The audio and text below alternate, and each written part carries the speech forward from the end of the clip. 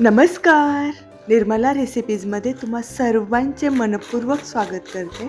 आज एकदम कुरकुरीत, खुसखुशीत आणि महिनाभर टिकतील अशा बाजरीच्या पिठाच्या तिखट पुऱ्या आपण बनवणार आहोत.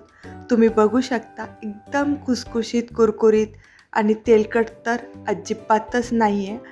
चवीला अप्रतिम अशा ह्या बाजरीच्या पिठाच्या मेथीची भाजी घालून तिखट पुऱ्या बनवलेल्या आहे आणि रेसिपी खूप सोप्या पद्धतीने झटपट आणि पौष्टिक अशी आहे.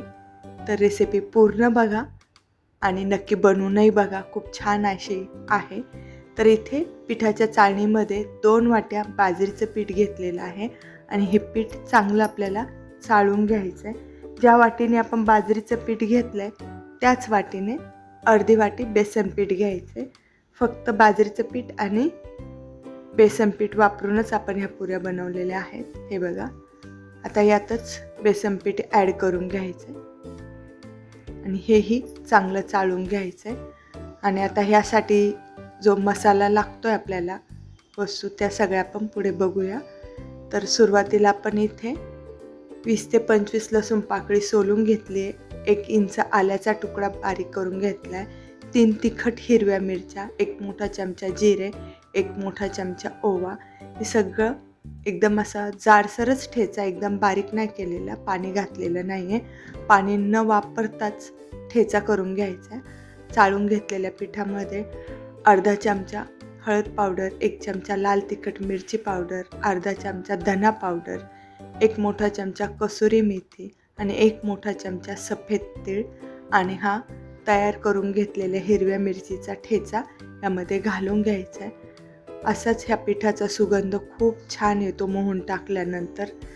चवीला तर अप्रतिम अशा होतात, एकदम कुरकुरीत. आणि आता इथे मेथीची मोठी गड्डी होती, ती अर्धी निवडून एकदम स्वच्छ धुवून बारीक कापून त्यातलं पाणी निथळून यात घालून घ्यायचे.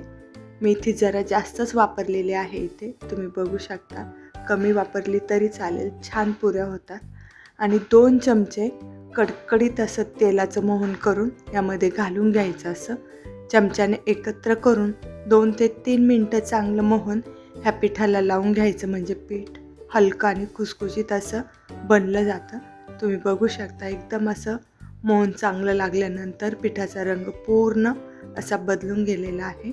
आता थोडं थोडं पाणी घालून आपल्याला हे घट्टसर पीठ भिजवून घ्यायचं आहे.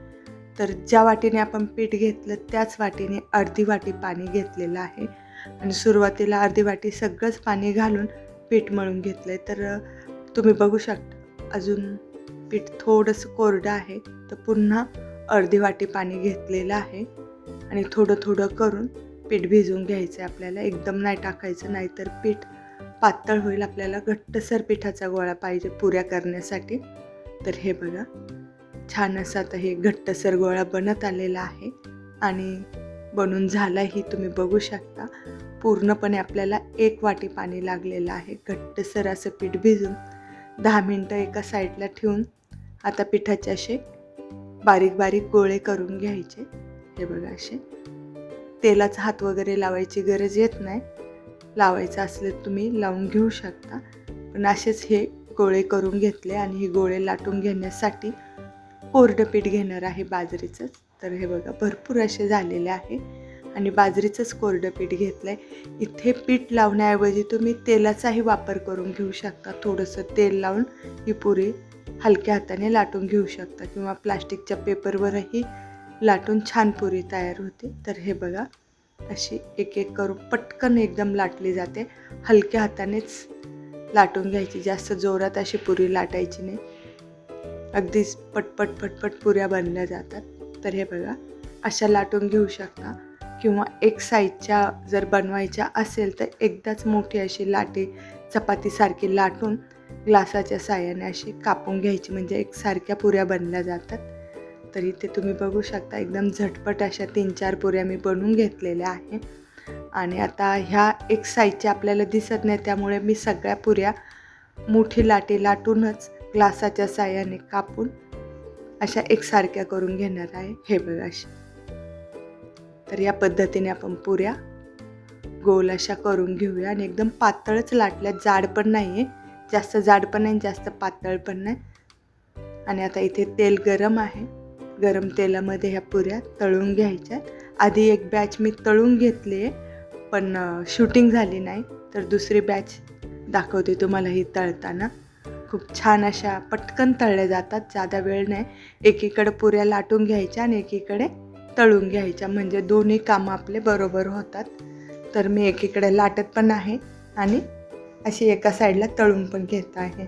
असं उलटं पलटे करून एकदम अशा सोनेरी रंगाच्या होईपर्यंत चांगल्या तळून घ्यायच्या. पूर्ण रंग असा बदललेला आहे, छान अशा कुरकुरीत झालेल्या आहे. तळताना गॅस मी मध्यम आचेवरच ठेवलेला आहे. फास्ट गॅसवर बिलकुल तळायच्या नाही, म्हणजे मस्त अशा कुरकुरीत बनतात. आणि आता प्लेटमध्ये काढून घेऊया. आणि बाकीच्या पिठाच्याही अशाच पुऱ्या लाटून मी तळून घेतल्या आणि तुम्ही बघू शकता किती साऱ्या पुऱ्या झालेल्या आहे, भरपूर अशा. आणि आवाज ऐकू शकता, कुरकुरीत खुसखुशीत मस्त अशा सगळ्या पुऱ्या मस्त झालेल्या आहे. एक तोडूनही दाखवते. हे बघा, एकदम मस्त. नक्की ट्राय करा आणि रेसिपी आवडली असेल तर प्लीज लाईक करा, चॅनलला सबस्क्राईब करा आणि येणाऱ्या व्हिडिओ बघत जा. आणि एक पुरी तुम्हाला अख्खी अशी तोडून दाखवते. एकदम सहजरित्या तुटली जाते, तेलकट बिलकुल झालेली नाही आहे. आणि प्रवासात नेण्यासाठी तर एकदम पौष्टिक अशी ही बाजरीच्या पिठाची पुरी आहे. नक्की ट्राय करा. धन्यवाद.